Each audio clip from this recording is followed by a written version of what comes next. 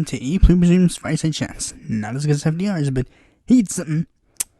Now, I just got off of a podcast with Niall Kim, Chris Richards, and Andrew Smith, and it's 11:46. I should be sleeping, or I should have just been wrapping up the show, but nope, I'm deciding I'm gonna do this episode now, because I guess this is the topic I chose, and this is the topic you're gonna have to live with. But like always, before we get into the main topic, let's get right into the news. First, we're going to start off in Bolivia, because Bolivia just had a big election, and their election showed that Evo Morales' party, MAS, is set to have an outright victory in the election. I guess the coup was completely worthless. And here's the thing, literally all the candidates, they think the only candidate that has not conceded is Camacho, but even then, he has no choice. Because literally there was no way that this election could have potentially been rigged. It was run by an opposition party, and the other party won. Like, again, there's no way it could have been rigged. The OAS and all the other people agree, no rigging involved. And all of the other candidates, I think, again, Camacho's the only one that I think hasn't conceded. Mesa's conceded. Like, everyone's conceded except for Camacho. Áñez has said, yep, we lost. Miami said, yep, we lost. Everybody said, we lost, except for Camacho. I'll be honest, that's the one I'm slightly worried about. I'm worried that the literal fascist isn't going to concede and is going to attempt Bolivia 2.0. Now, here's the thing. I don't know. Maybe not. He probably won't. Because here's the thing. Since the majority of the rational people of the coup have conceded, and the OAS and everyone else has agreed that there's no evidence of election rigging, that's it. There's nothing else he can do. He is done. Luis Arce is going to be president, and it's a huge victory for the left. The imperialists have been kicked out of Bolivia for the time being. Now their next target's going to be Mexico, so we're going to have to wait and see how that goes. Speaking of Mexico, Mario Delgado has won the presidency of Morena. And here's the thing. Similar to Bolivia, it's a huge victory for the left, but there's one problem.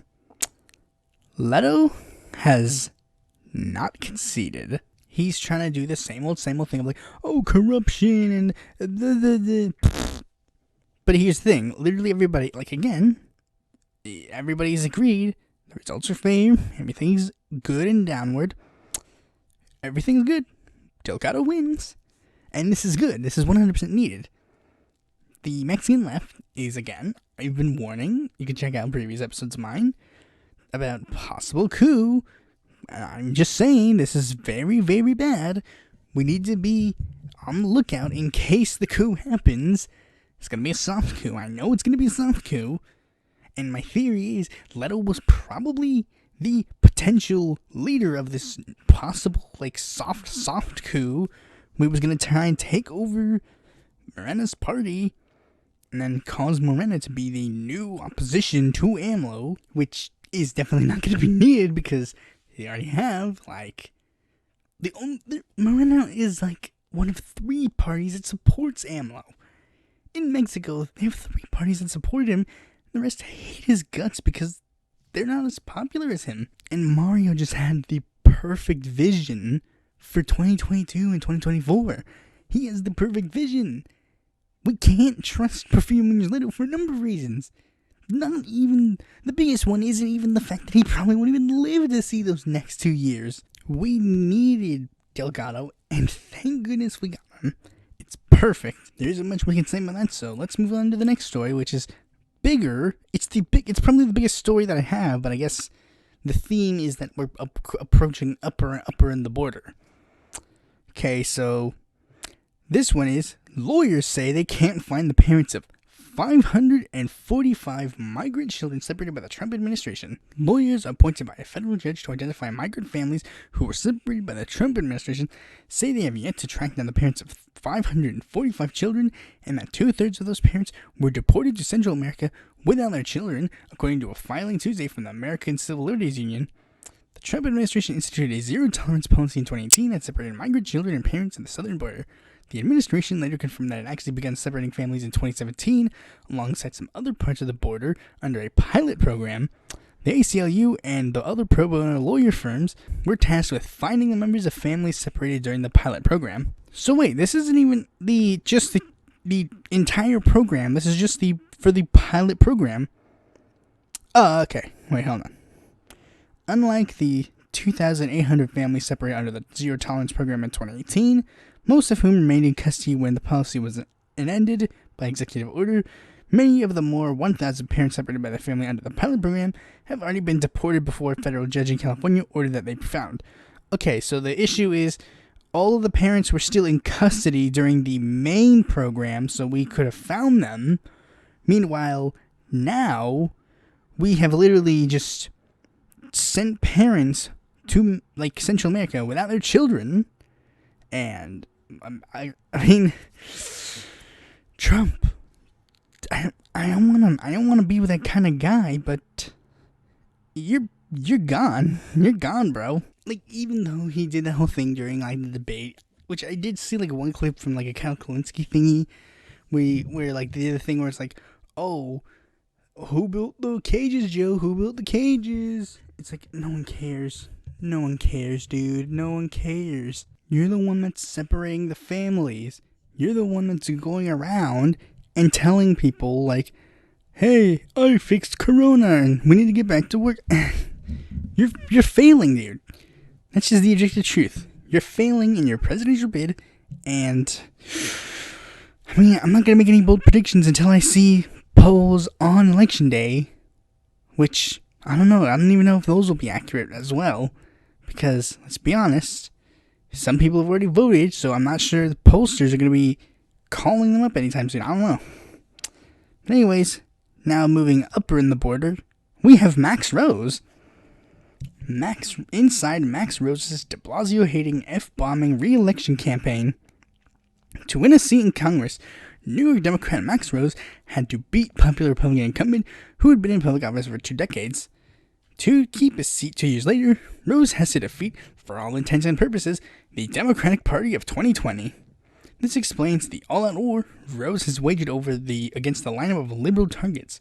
New York City Mayor Bill de Blasio, who's extremely unpopular in Staten Island, has a record of woeful failures, he says. AOC has perpetuated a limousine liberal trope that the military is filled with a bunch of idiots who are duped into serving. Well, Max, if you want to prove that the military isn't full of dupes full of dummies who were duped into serving, maybe you shouldn't be the one who people talk to. And here's the thing, there's actually the thing about Max Rose is very simple. Rose is in a tough re-election bid. That's 100% true. But do you know who else is in a tough re-election bid? Colin Peterson, another conservative Democrat. You know who lost their primary? Dan Lipinski to Marie Newman. You see where I'm going with this? The conservative wing of the party is pretty much donezo. The only reason that certain people are going to be staying around, when the conservative wing of the party dies, not all of them go. Remember, in 2018, we had pretty much every single conservative, quote, moderate Democrat, like Claire McCaskill, what was it? Which one was it? Joe Donnelly, Heidi Heitkamp, and Bill Nelson. All 4 of them disappeared. Gone. John Tester and Joe Manchin and Kyrsten Sinema stayed around. Well, Kyrsten Sinema was the addition. But you still see, it switched. It went from being 6 to 3. It divided in half. It's going away. And we're seeing all these rising stars. Which, I mean, I like John Hoadley and I like Kerry Eastman. I don't know if they're going to win their seats. They have potential to win their seats, and that will show these kinds of swing seats are perfect. If we get these exact same seats with these exact same lessons with a conservative Democrat, then we'll finally be able to see the results. We need to, the typical notion is these purple seats. We need a conservative Democrat to win these purple seats. When, I don't know, we're about to see if that's going to be the case anytime soon. And it's just funny, and again, this is the stupid notion of party unity. Ilhan Omar and AOC, they've been incredibly nice to Pelosi. They've critiqued her when they need to, but they've also been fair in not being as critical and not being as mean-spirited and gung-ho. Meanwhile, these conservative Democrats, they will spit, they will kick, they will do everything they can to hurt the Democratic Party. But the Democrats are but we need them for party unity. This is infuriating, really. It's infuriating, especially considering Rose. I don't know, Rose is... I hate Rose. If I could choose either Colin Peterson or Max Rose to disappear forever, Rose would 100% be it. Colin, I don't know what's up, but if Colin, if I could wave a magic wand and then I could just change the House seats to be whoever wanted to, whatever, but in the condition you had to stay, and Max Rose leaves, fine.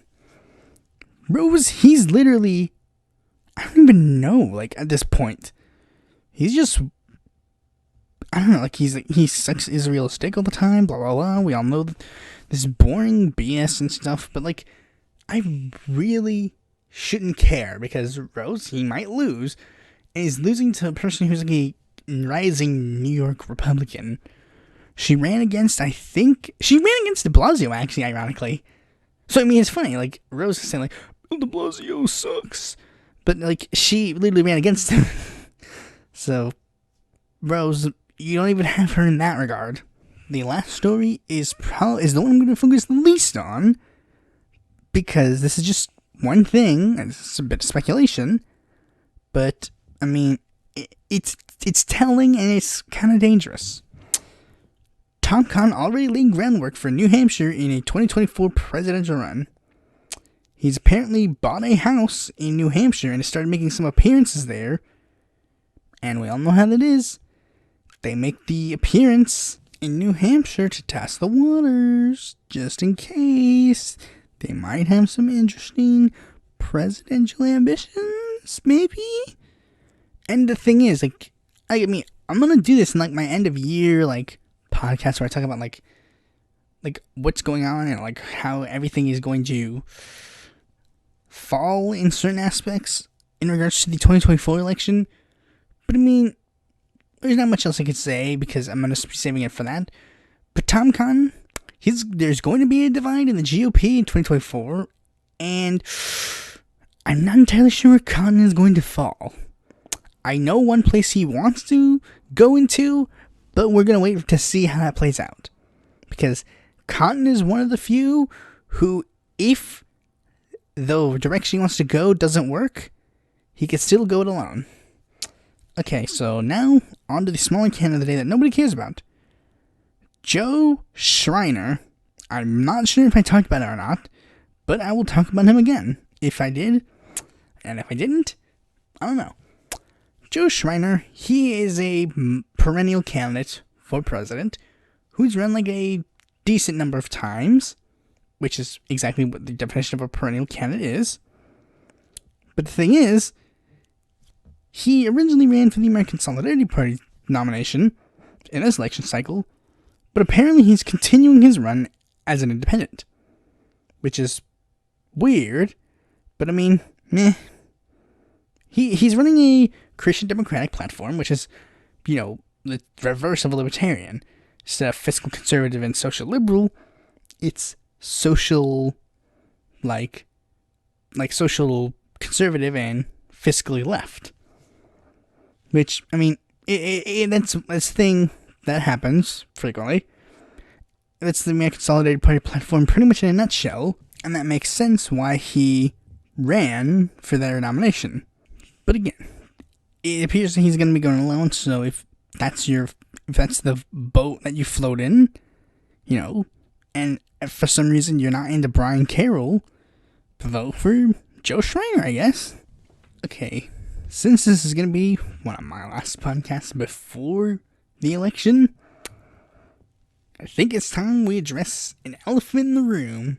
I live in North Carolina, a swing state. It can go either way. It's a purple state. And we've been seeing a lot of videos from lefty creators, like ContraPoints and Vosh, and Andrea of Above It All, who've been making some speeches and videos where they've been talking about why we're voting for Joe Biden and blah blah blah.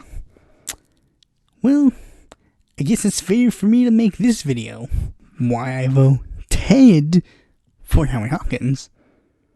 Now here's the thing. Remember, I said voted because I voted months ago. There's literally nothing you can do. I voted months ago. It's locked, set, and loaded. And I voted for Howie. I voted for Howard Gershom Hawkins.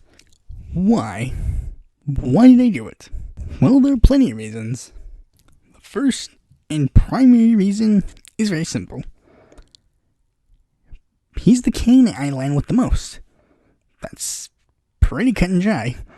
He's the candidate that I align with the most of all the candidates on my ballot. Even the down-the-ballot candidates, all of the candidates given to me, Howie is the one I align with the most. Is he to the left of me? Yeah, he's a little bit to the left. Yeah, he is. But me and him agree on the goals. The goals is a more left administration. We want to push policies to the left. We want to do that. And there's another caveat of agreement. How do we want to do it?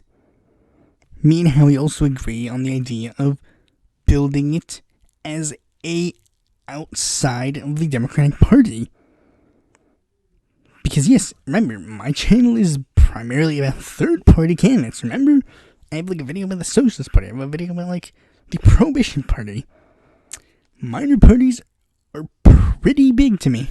The two-party system is just terrible. It's just, it's just terrible. You've seen where it leads us. It leads us to have candidates that are just two evils, and there's a lesser one. We can't be doing this every single election cycle. Oh, just slightly worse of the two choices given to you. We need to vote for a greater good. Of the candidates in the primary, it was very clear who that was. Bernie. Now, it's Howie. Of the candidates given, it's Howie who is the better candidate of the choices. He's a whole lot more like Bernie than people give him credit for. He was a big left-wing movement person. In fact, they met each other a couple times. They've worked in similar movements. During Bernie's, first run for House, Howie was there, running the projector for when he was giving speeches.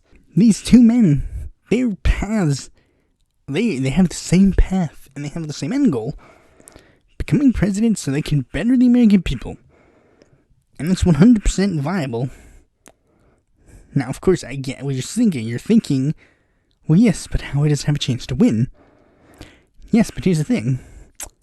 You need to be able to vote on your principles.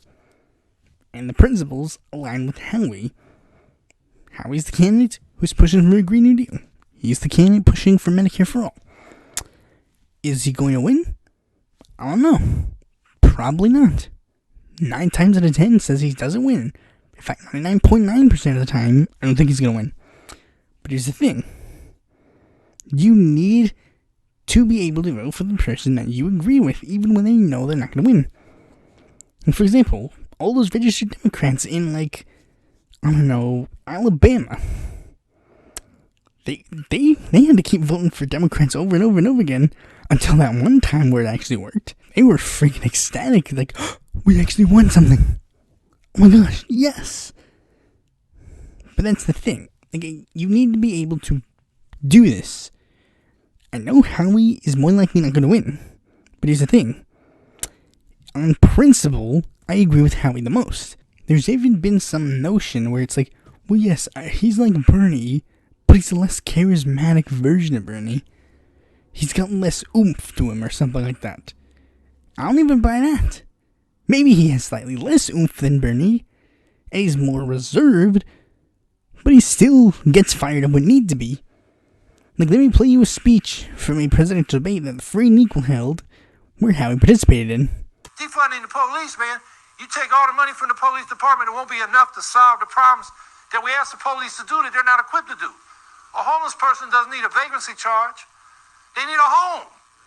An addict doesn't need a criminal charge for possessing a drug. They need drug treatment. A person with a mental health crisis needs help, not a cop with a gun who doesn't know how to deal with that. So, but the problem is, there's not enough money in the police departments to provide those services. That means we got to demilitarize or reprioritize spending we're putting into the military and put it into the cities, housing, homes, schools, healthcare, jobs, and provide these racially oppressed communities that have been segregated, discriminated against, and exploited for generations with what they need to be whole and prosperous. Like, that was the best part of that debate, 100%. Like, he was sitting there like, they don't need a vagrancy charge, they need a home. And I'm like, yes, Howie, yes. You're doing great, dude. Perfect. Now, I know what you might be thinking. Like, but dude, aren't you supposed to be the strategic one? Isn't there supposed to be like this big strategy we have in mind? Well, yes, we can have a strategy. But the thing is, we're not having enough people who are willing to go along with this strategy to actually fulfill it. If we did, there would 100% be a viable left in the country. And it almost happens sometimes. Like, historically, this has happened before. Viable bases within one of the two major parties, when they got scared, because some people in the party threatened to go somewhere else and did go somewhere else, they were able to shift things in the party. Like, for example, when the progressives left with Teddy Roosevelt to go form the Progressive Party and pretty much killed the Republican Party's chances of winning the election, the Republican Party, they snapped themselves back in and then let the progressives take over the party. When previous similar things happened in the past with the People's Party and the Democrats, that worked. It worked. The thing is, it worked. The thing is, if you don't show the two major parties you can go somewhere else, they won't listen to you. Like I said before in the beginning with Max Rose was saying through the entire, cycle, I'm not going to vote for Nancy Pelosi, I'm not going to vote for Nancy Pelosi, I'm not going to vote for Nancy Pelosi. Meanwhile, Rashida also said, I'm not going to vote for Nancy Pelosi, I'm not going to vote for Nancy Pelosi, I'm not going to vote for Nancy Pelosi. But then, the day it actually came down to a vote, Rashida bent the knee, supported Pelosi, expecting, hey, we might get something if we show that we're okay with party unity. Max Rose responded by saying, I'm not going to vote for Nancy Pelosi, I'm going to vote for Sherry Bustos. Or was it Sherry Bustos? I forget who he voted for. And then Nancy Pelosi runs over to Max Rose and says, please, Max, please, we need your help. And then does what Max Rose wants. Because he shows he can go somewhere else. We need to show that we can go somewhere else. And if we don't build that viable alternative, it's not going to work. In the temporary election cycle, at this moment, it's the Greens. But then in the future, it might be moving from People's Party. It might be whatever big progressive party is big at the time. But what I'm saying is, if we don't build that viable alternative, the viable alternative won't happen. Howie at this moment is sort of a test run for People's Party because he's uniting a bunch of these left parties together. He hasn't been doing the best job at that, but he's been trying, and that's definitely more than we can say about most of the other left parties that are just going for themselves, their party members only, their tendency only. Now, some people may be going in the comments saying, like, but you're gonna spoil the election, bro. Okay, first of all, no. Spoiler effect, not real. Sorry, bro. I did a video debunking the spoiler myth 100%. Like, let's just be realistic. What does my vote do? What does my vote do to sway North Carolina's election? Let's say, going into the election, Trump has more votes than Joe Biden. He has 2 more votes than Joe Biden. Let's say it's just that close. Like, literally the only way my vote would actually matter is if the margins are literally so close. And even then, it won't change much. Trump and Biden have a very narrow margin. Trump is like 1 vote ahead. My vote, magically going from Hawkins to Joe Biden, just means they're tied now. And that would just lead to a recount, or they would just split the like 12 votes. Which, I mean, you need to remember, North Carolina is gerrymandered, so wouldn't they just go to Trump? Now let's say, hypothetically, like again, that's what happens. It's tied. But if he has 2 points in the lead, my vote doesn't matter. He still wins by 1 vote. And you might say, well, North Carolina wouldn't be decided by 1 vote. It's a swing state. States, the numbers have been like small. Like, they've had like 10 points dividing the candidates at certain points. The fact of the matter is, my vote won't change a thing. If the state's gonna swing Biden, it's gonna swing to Biden, regardless of if I vote for him or not. And if it's gonna swing to Trump, it's gonna swing to Trump, regardless of whether I vote for him or not. We'll vote for Biden or Trump. It doesn't matter. Inevitably, it doesn't matter. And I mean, you didn't even ask point blank if like how my strategy was going. Like, I'm not on these magical calls to like get more people in North Carolina to vote for Howie Hawkins. No, I'm not doing that. I'm just voting for Howie Hawkins because he's the candidate I want to vote for. And if someone went up to me who was an undecided voter and told me point blank, what do I do? How do I vote? I'll ask them a simple question. Do you like Donald Trump? Do you really just hate Donald Trump? Then you should probably go vote for Joe Biden. I would just, like, and here's the thing, I would just tell them point blank, what's your ideology?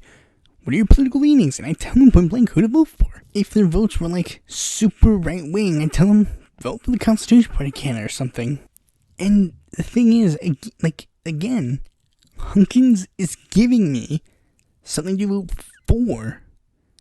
Something Biden has literally not done. Even the things that he does say that are good, they keep going back and saying, oh no, that's not what I actually would have meant.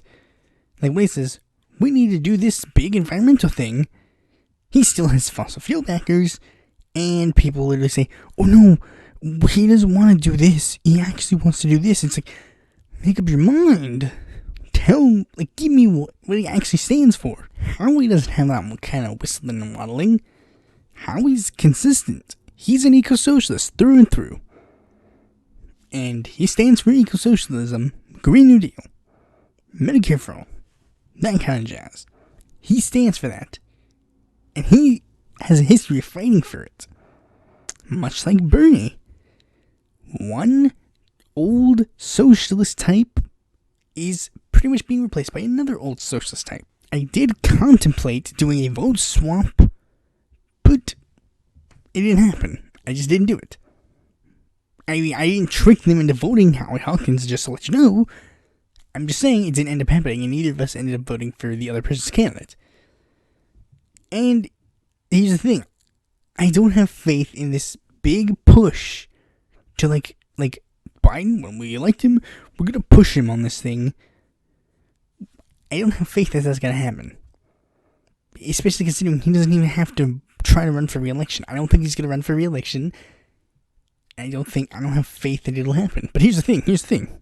Bernie Sanders, Jeff Merkley, Ed Markey, Ro Khanna, Raul Grijalva, Pramila Jayapal, Peter Welch, Barbara Lee, Mark Buchan, Jamie Raskin, Jared Huffman, Earl Blumenauer, John Yarmouth, James McGovern, Jan Kachowski, Mark Takano, Mark DeSalano, Peter DeFazio, Gwen Moore, Alexandria Ocasio-Cortez, Rashida Tlaib, Ilhan Omar, Joey Garcia, Ayanna Presley, Joe Nagoose, Andy Levin, Kara Eastman, Corey Bush, Mike Siegel, Marie Newman, John Hoadley, Beth Doglio, Donna Imam, Teresa Liger Fernandez, Ian McCorkle, Georgia Gomez, David Kim, any of the ones who get elected to Congress, like J.D. Schulten, Jamal Bowman. You're all welcome to prove me wrong. You're all 100% welcome to prove me wrong. I'd love to be proven wrong, but I don't think I will. If I thought the gentleman could be pushed, I would have 100% voted for him. 100%. But the thing is, I don't have faith. You can be mad, but I ended up voting for Howie, and that's the candidate that I'm going to be voting for. I did vote for in 2020. The end. That's all I'm going to say. Howie 2020. Let's get a move on. Thanks for watching this video. Be sure to like, comment, subscribe, and click the bell to be notified if a video when it comes out. And if you're interested in more content from me, you can go to my website or follow me on Facebook, Twitter, join my Discord, or check out my article on the Independent Political Report.